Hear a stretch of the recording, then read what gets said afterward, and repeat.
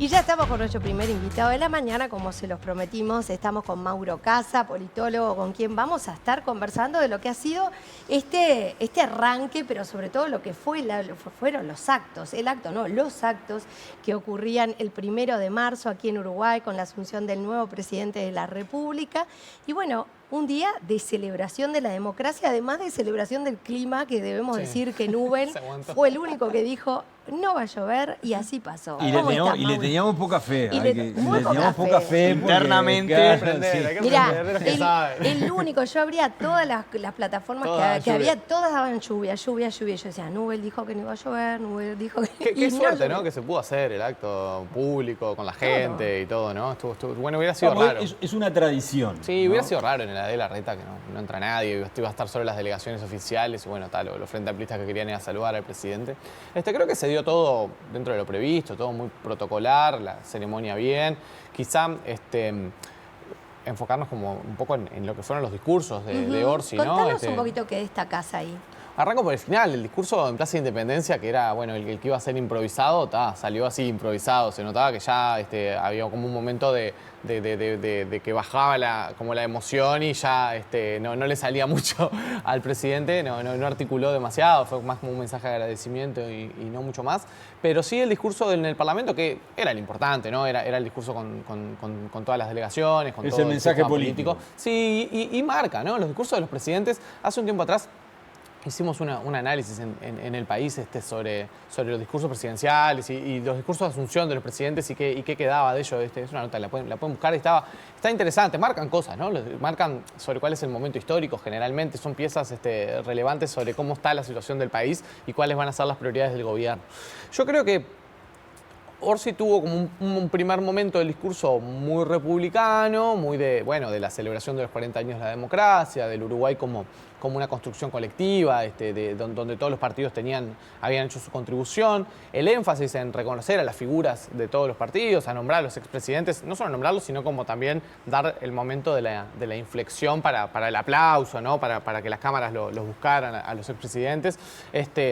Esa primera parte del discurso como muy de mano tendida, de la búsqueda de acuerdos, que creo que ahí hay como una doble cuestión. Hay una cuestión más de cuál es la postura real de Orsi, que es un político que siempre se ha caracterizado por ese talante negociador, y también una realidad política, que es que el Frente Amplio se encamina a un gobierno en el cual va a necesitar de mucho diálogo y de mucha conversación con la oposición, que ha sido uno de los debes, si se quiere, de los 15 años de gobierno del Frente Amplio, que fueron 15 años muy endogámicos, donde la dinámica política pasaba mucho más por qué pasaba en un plenario del Frente Amplio o en la mesa política del Frente Amplio o con algún diputado díscolo que en la discusión del conjunto del sistema político. Entonces ahí como que hay un reconocimiento de una situación explícita de cómo se quedó conformado el Parlamento. Y después, quizá un segundo momento más programático, ¿no? De Orsi, más de hablar de su propia mirada. Por ejemplo, la cuestión de la libertad, me parece interesante, ¿no? Ese apunte que él hace, que de alguna manera hay una dialéctica con el presidente saliente, ¿no? Porque para la calle Pou fue un poco el eje filosófico de su gestión, la idea de la libertad responsable, la idea de la búsqueda del Estado como garante de la libertad, cuando dijo en aquella cumbre, me he peleado toda mi vida con Hobbes y esa idea del hombre, el lobo del hombre y la libertad. Orsi dándole una vuelta de tuerca a eso, ¿no? De una mirada obviamente más de izquierda, diciendo sí, la libertad, pero no en la mirada de la libertad del individuo, sino de las libertades colectivas y de cómo se puede ser libre en situaciones de extrema vulnerabilidad. Me parece que eso fue un pasaje alto del discurso de Yamandú. Y después algunos momentos donde obviamente volvió a sacar a relucir los que fueron los temas de su campaña, ¿no? La pobreza infantil, el empleo, la productividad, el trabajo digno, el combate contra el crimen organizado, las cuestiones de la campaña. Ahora, es un discurso que no bajó a los cómo, ¿no? Se quedó en los qué, ¿qué queremos hacer? Esto y esto.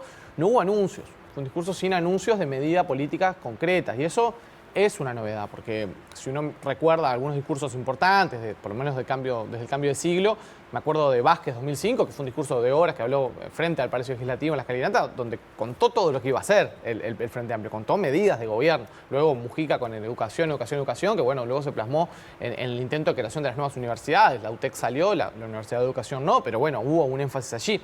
La calle Pou habló de la LUC. en su discurso de Asunción, de que iba a haber una ley de urgente consideración con los temas grandes. Bueno, Orsi evitó meterse en eso. Ahora, eso no es casualidad. No, claro, es reflejo de la realidad política. Yo creo que hay un tema de fondo, que es que no va a ser un periodo de gobierno de mucha innovación institucional, en el sentido de no se van a crear demasiadas instituciones nuevas en este periodo. Por un lado, porque el Frente Amplio, esa transformación más del Estado, de, yo qué sé, recordar la creación del MIDES, la creación de las agencias, de la ANI, de la ANDE, de un montón de instituciones nuevas, ¿no? A las cuales se les dio la Agencia Nacional de Vivienda, no sé, todas las innovaciones de principios del siglo XXI. Bueno, el Frente no va a volver por ese camino y tampoco podría, ¿no? Porque no tiene hoy los votos en el Parlamento como para apostar a un gobierno que tenga demasiada innovación en lo legislativo. Los cambios que pueda hacer o las transformaciones de política pública van a pasar mucho más por énfasis presupuestales y por las personas que queden al frente de esas carteras que lo que se puede hacer a nivel parlamentario. Yo avisor un gobierno con pocas leyes, va a haber pocas leyes de gran envergadura aprobadas en este periodo. Como también las hubo en el periodo pasado, fueron pocas, ¿no? Se aprobó la LUC, la reforma de la Seguridad Social, y no sé si alguna más de relevancia, o sea, leyes grandes más allá de ponerle nombre a las escuelas. Y bueno, eso refleja la realidad política, ¿no? ¿Qué te pareció, Mauro, en el momento que ya se encontraban en Plaza Independencia?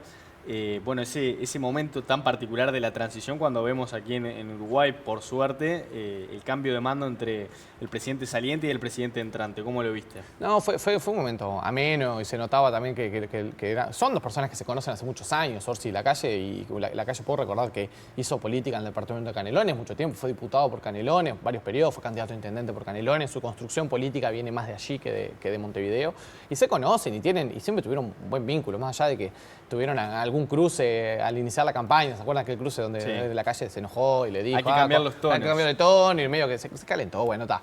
Cosas de la política, pero evidentemente son políticos también hasta generacionalmente cercanos. Digo, hay un buen vínculo y era un momento de emoción, ¿no? También para Lacalle Pou, era el cierre de un gobierno que como todos los gobiernos tendrá luces y sombras, que quedará con asuntos pendientes, también un político que se va con alta popularidad, quizá con la espina de no haber podido repetir mandato o no haber podido dejar a su partido en el poder, pero un político que va a seguir en la actividad y que me parece que fue un momento todo bien. Bueno, hubo ahí unas silbatinas, algún abucheo, tampoco me parece como cuestiones a las cuales darles demasiada trascendencia. En Uruguay la política es un deporte de contacto, digamos. La política no es, o sea, todo de guante blanco, ¿no? La política la gente la vive con mucha pasión, sobre todo ciertos núcleos militantes, y bueno, era también parte del folclore, llamémosle.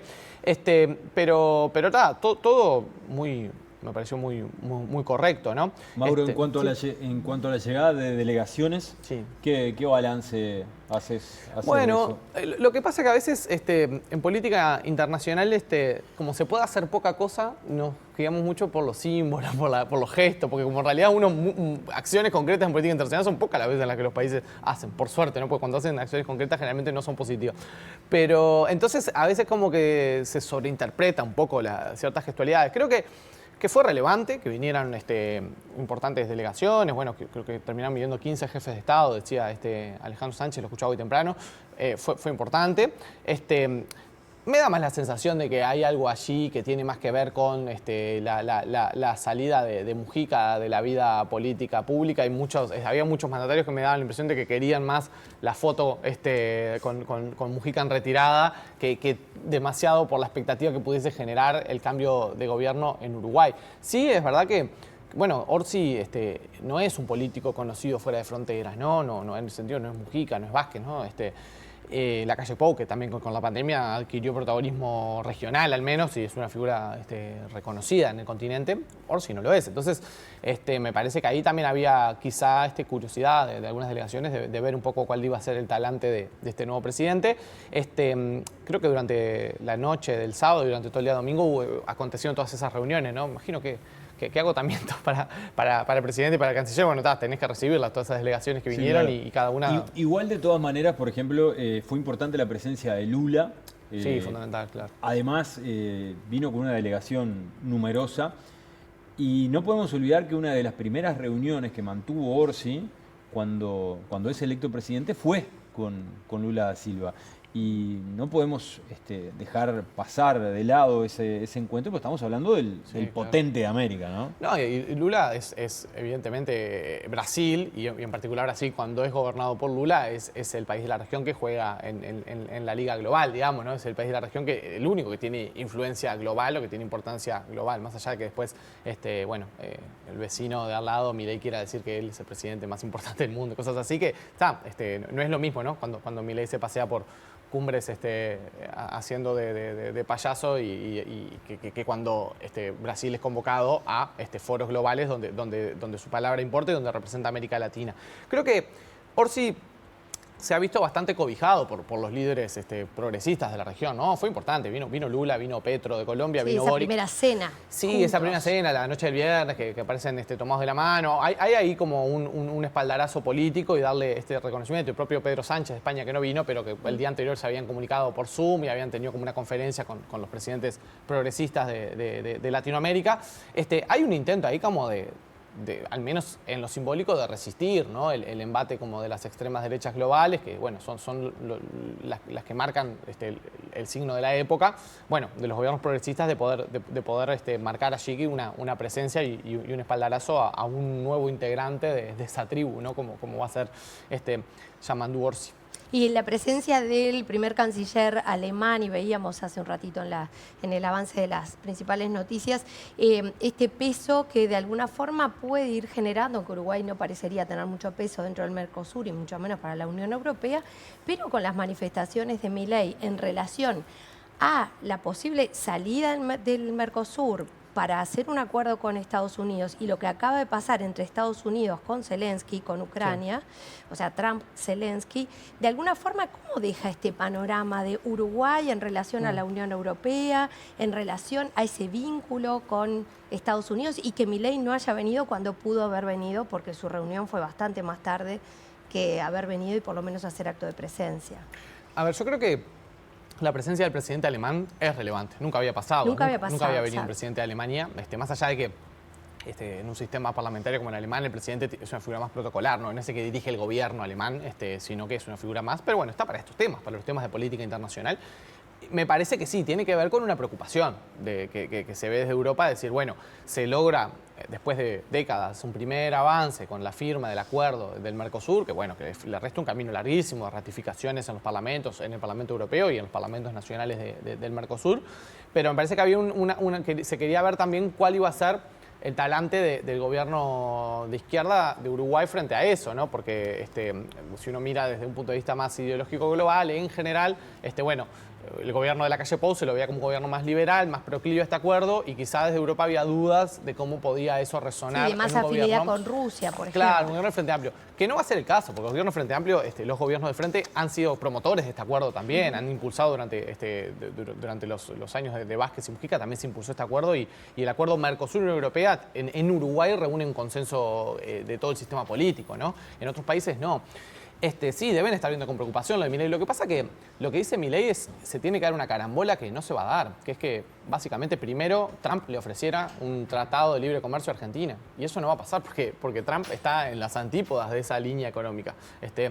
Trump le puede festejar las morisquetas a Milei, pero no le va a ofrecer nada. Trump le está aplicando a Argentina las mismas restricciones que al resto del mundo, le va a aplicar la misma tasa de aumento de costos de las importaciones que al resto del mundo, que va a aplicar en toda América Latina, y está lejísimos de ofrecerle un tratado de libre comercio a nadie, porque la postura de Trump es del proteccionismo, de la industria. Ellos se muestran como muy amigos, norteamericana. pero Estados Unidos no ha tenido ninguna diferencia para con Argentina. Ninguna. Y ni siquiera ha habido tampoco una cuestión de inversiones. Uno puede decir, bueno, mirá, está bien, el gobierno de Estados Unidos no te apoya, pero te da un gesto. Por ejemplo, Trump podría haber intercedido a favor de Argentina en el FMI.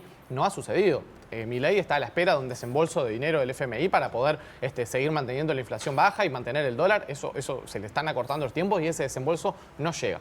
Y por otro lado, tampoco ha acontecido la lluvia de inversiones que esperaban desde el gobierno de Argentina con el vínculo entre Milei y Elon Musk y todo eso. Bueno, no ha habido ningún anuncio de que Tesla se vaya a instalar en la Argentina, ni mucho menos. Entonces, nada, son gestos, ¿no? Me parece que lo de Milei es bueno, le está prendiendo una vela a su amistad con Trump Trump, a ver si de allí surge un posible acuerdo de libre comercio y yo no veo que en el mundo no se están firmando tratados de libre comercio. No estamos ya en esa era, terminó la era del multilateralismo neoliberal de los 90-2000, ya se cerró. Estamos en un mundo mucho más de bloques, mucho más de proteccionismo, de otras fricciones, y bueno, y una multipolaridad tensa, ¿no? No la multipolaridad grácil que se avisoraba a principios de los 2000. En fin, no vamos a tema, pero sí, bueno, de Milei no se puede esperar mucha otra cosa. Me parece que hubiera sido interesante, sí, que Milei viniera a la asunción de Orsi. Tampoco tuvo hasta ahora, no lo ha insultado, ¿no? Algo es algo. A todos los otros presidentes de izquierda de América Latina los ha insultado a todos. Bueno, a Orsi por ahora, por lo menos no lo insulta. Orsi y Cose se bajaron del auto para saludar al grupo de familiares de desaparecidos. Sí, ese fue un gesto que no estaba previsto por lo pronto. Y también el tramo del discurso de Orsi, ¿no? Donde habla de la democracia, las dudas de la democracia y de que la democracia no estará completa hasta que las familias sepan dónde están sus detenidos desaparecidos. Fue un momento del discurso donde hubo justo un paneo del Parlamento y muchos legisladores de la oposición no aplaudieron en ese momento, los legisladores del Frente Amplio sí. Eso es también sintomático como sigue siendo un tema que es divisivo, ¿no? En la política uruguaya, más allá de que para la sociedad en general en Uruguay ya sea un tema más de consenso, sí. en el sistema político sigue siendo un tema que genera controversia. Incluso, Mauro, te agrego, durante la caravana se rompe el protocolo en realidad, pero hay una intención de hacerlo también. Claro, sí, hay una búsqueda de un énfasis allí. La cuestión es si eso se va a traducir en alguna acción diferente a lo que se ha hecho hasta ahora, ¿no? Porque el cambio de la política de derechos humanos aconteció con la llegada del Frente Amplio al gobierno, que comienzan las investigaciones, bueno, el excavamiento de los cuarteles en el año 2005, tiene algunos resultados, y después eso fue una línea de continuidad hasta ahora. O sea, con distintos énfasis, pero no ha habido nada diferente ni novedoso.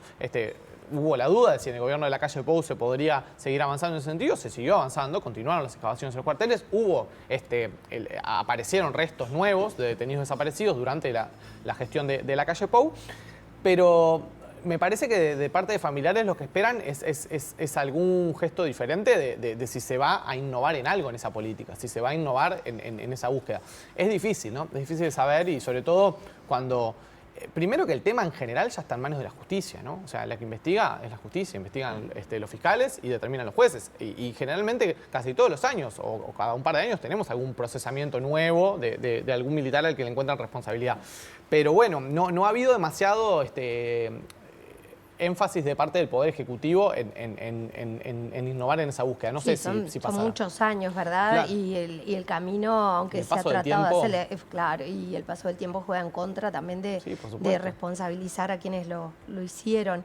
El MPP tiene un peso enorme, ¿verdad? Sí. Dentro del Frente Amplio y también lo tuvo en el resultado de las elecciones, también lo tiene de alguna forma en el reflejo en las autoridades designadas, si bien hubo un reparto que fue más allá de esos números. ¿Cómo crees vos que va a ser esta presidencia de Yamandu Orsi, el peso de la fuerza política que lo respalda y su posición que mostró ser como, casi diría, de centro-izquierda, pero muy de centro a la hora de manifestarse? Bueno, yo creo que va a ser una presidencia difícil, la de Orsi, ¿no? Porque tiene una gobernabilidad que es complicada, que no es la misma que ha tenido siempre el Frente Amplio y que va a requerir de mucha muñeca política. A la vez me parece que hubo algunas decisiones en el armado del gabinete de Orsi que de cierto modo trasladan como el énfasis político del Parlamento al gabinete, al Consejo de Ministros, y no sé si esa es la mejor decisión en un momento donde se va a necesitar mucha negociación en el Parlamento. Lo hemos comentado en el programa, ¿no? Creo que si uno mira la Cámara de Senadores de los equipos del Frente Amplio y de la oposición, bueno, ve que el equipo del Frente Amplio tiene muchos debutantes, ¿no? Tiene pocos senadores de trayectoria, de peso político propio. Bueno, eso va a ser un desafío para el Frente Amplio. Quizá el plan es negociar a otro nivel y no negociar tanto a nivel parlamentario, sino que las negociaciones las emprenda la torre ejecutiva y que el teléfono que disque, qué viejo esto que disque, sea el de Sánchez, el de Jorge Díaz o el del propio presidente, y que sean ellos los que se encarguen como bueno de tirar líneas a ver si consiguen apoyos de ciertos integrantes de la oposición para ciertos temas. No sabemos todavía cómo va a ser esa gobernabilidad. Respecto a lo que sí... Hay pesos pesados por parte de la oposición en el Parlamento, sí, con mucha trayectoria de debate político, y eso Y el complicado. Senado, sobre todo, ¿no? Sí. El Senado de la oposición es un Senado, son casi todos presidenciables, ¿no? Claro. Los 5 del Partido Colorado, 5 senadores del Partido Colorado, fueron candidatos a presidente. Exacto. Eso es, Es mucho ya peso. marca algo, ¿no? Bueno, está Álvaro Delgado, que acaba de ser candidato, Javier García, que bueno, que se postula como probablemente próximo presidente del directorio del Partido Nacional. Son pesos pesados, ¿no? Son políticos avesados, con mucha trayectoria. Después, cuando termine la elección departamental, también va a pasar que algún exintendente también va a entrar a la También. Cámara, ¿no? Entonces, le va a costar al Frente Amplio. Me parece, en esa Cámara en particular, más allá que es donde tiene la mayoría propia, bueno, es donde va a tener que enfrentar mucho el debate político y de donde van a salir las interpelaciones, la discusión, los pedidos de informe, etcétera. Respecto a lo que me preguntás del MPP, a ver, sí, es un monstruo grande y pisa fuerte, como dice la canción, ¿no? Es difícil entender al día de hoy quién va a llevar adelante el liderazgo de esa fuerza política, ¿no? Porque con Sánchez en el Poder Ejecutivo, Sánchez hasta ahora había sido, Pacha Sánchez, quien se ocupaba un poco de la barra, como decían, como decían Pepe y Lucía, era un poco la idea, bueno, Orsi era el nombre hacia afuera, o la cara hacia afuera, el candidato, para la apertura con nosotros, y Sánchez el que gestionaba el comercio, digamos. La interna, la claro. interna. Bueno, ahora están los dos en el Poder Ejecutivo, entonces eso va a ser problemático, sobre todo cuando el NPP tiene muchos diputados que son debutantes, ¿no? Que no tienen esa experiencia. Bueno, le va a tocar a otros de la barra joven del NPP, que ya son cuarentones, digamos. Tomar decisiones. Sabini, Cayani, todos ellos bueno, que vienen de esa militancia con Sánchez y con lo que era la barra joven del 2005. Bueno, les va a tocar tomar decisiones y liderar, ¿no? Liderar a esa bancada que va a tener que ser la bancada del presidente, ¿no? Y hay algo ahí que es que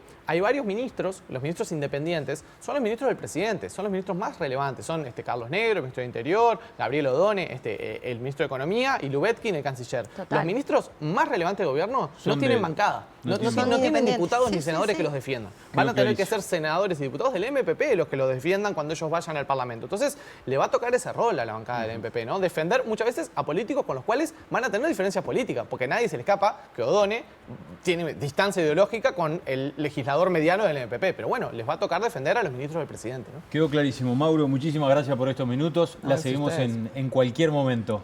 Claro que sí.